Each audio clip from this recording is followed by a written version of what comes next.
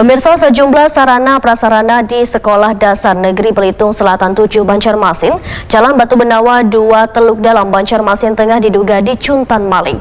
Sarana yang hilang diantaranya kipas angin hingga proyektor, wanjua tempat penyimpanan pengeras. Hilangnya sejumlah peralatan sekolah ini sudah terjadi sepekan lalu dan sudah dilaporkan ke pihak RT maupun kepolisian.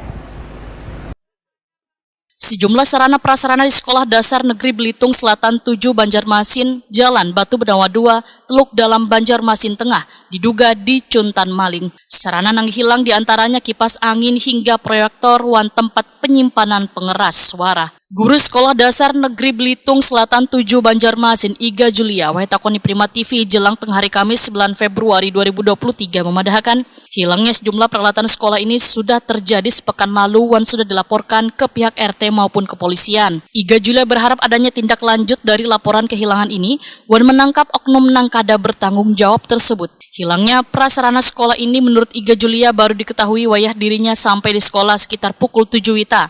Bahkan sudah menjadi kebiasaannya bila saban baisukan membuka kantor sekolah.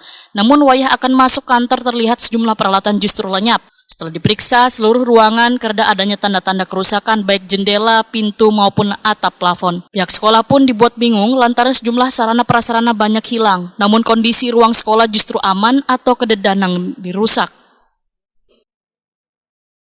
Nah pas membuka, kada tahu ada itu masih di bawah tersandung, ulun tuh hampir gugur pang.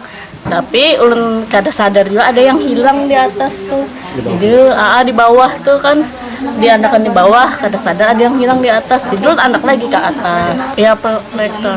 Ya, baru itu sadar ada yang hilang, tempat mic hilang juga mic-nya. Nah.